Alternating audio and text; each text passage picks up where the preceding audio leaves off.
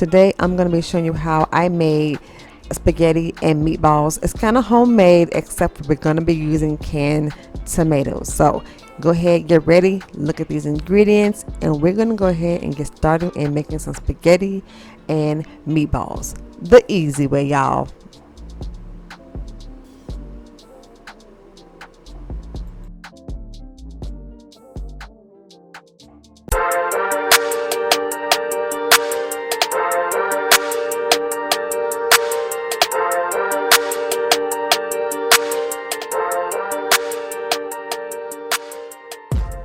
Okay, first things first, I want to make this really simple and easy, so I went and got some pre-packaged, already made meatballs. Okay, we're gonna make this really simple and easy. As you can see, I was having a little trouble, but however, nonetheless, you want to take the meatballs. If you're gonna do this yourself, by all means you can, but still go ahead and get you a baking sheet, and you're gonna want to use some parchment paper for one, so it doesn't stick to your pan. And then the other thing is just, we like easy cleanup. Okay, so we're just gonna go ahead, place these onto this baking sheet, and we're gonna get these into the oven for, I think we're gonna do about maybe 15-20 minutes at 350 degrees.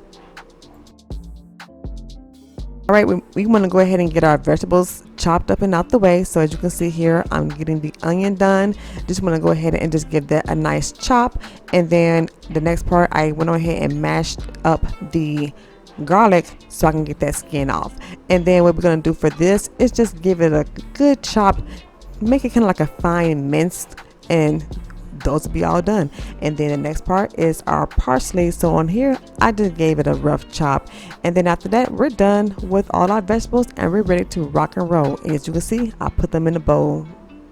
Okay, you want to add about 2 tablespoons of oil inside of your pot so we can go ahead and sweat out our vegetables. So in there I'm putting in the onion and the garlic, and then I'm going to add in about maybe a teaspoon of salt, and we're going to let these vegetables sit here and saute and sweat up just a little bit.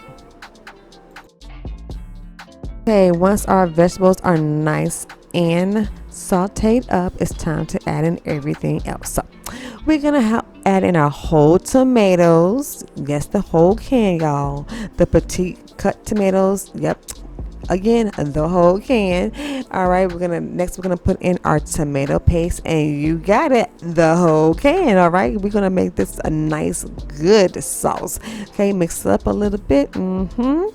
Now let's go ahead and start adding in some extra flavor with our parsley. Believe it or not, fresh parsley does give it a little flavor. Okay, y'all, don't let anybody fool y'all on that. Then let's go ahead and get in our oregano.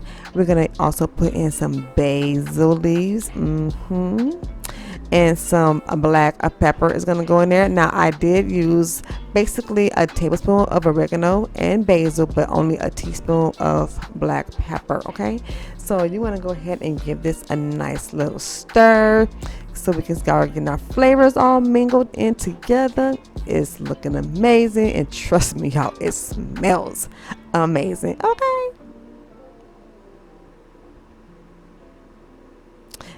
go ahead and put that bay leaf in there, and do not forget to take that out once you are done with the sauce at the end. Now I had to add in a little sugar, y'all. Now I did put in 2 teaspoons of sugar.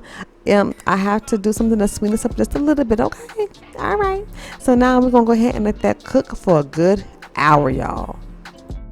Okay, so while we were over there with messing around with the sauce and the meat, I had this water sitting there boiling, getting ready to put in the noodles. Okay, so all you have to do with your noodles is place them in boiling water, and as you can see, no top. I let them go ahead and seep right on down into there. Okay, and just cook it according to the directions on the back of the pack. So sauce starts to simmer, you want to go ahead and just give it a quick little stir, and go ahead and put the top on, and now we're gonna let it cook for an hour. This has been cooking for about an hour. Look at that, it's looking absolutely amazing. And as you can see, here is when I'm starting to look at my whole tomatoes, and I started to kind of break them up a little bit. And then I went on ahead and transferred this over into a kind of a skillet because I need something really big, because we're about to go ahead and add in our meat at this point. Okay, so the meatballs, they cooked for about, actually they only cooked for 25 minutes, y'all. Just want to make sure they're done in the center. And then we're going to go ahead and add these into our sauce. Okay, so here all you want to do is just go ahead and stir those in there, and we're going to go ahead and let this cook a little bit longer for about another 15 minutes, just so that the meat can start to get the flavors of the sauce. And go ahead and break up those whole tomatoes. Okay, it's looking so good. Okay, it's been cooking for about 15 minutes. Let's take a peek. Oh my gosh, that looks so good, and I wish you all could smell the aroma that came as soon as I took off this top. Oh my gosh, this is so good. But we're not done. Let's go ahead and plate this up with those noodles.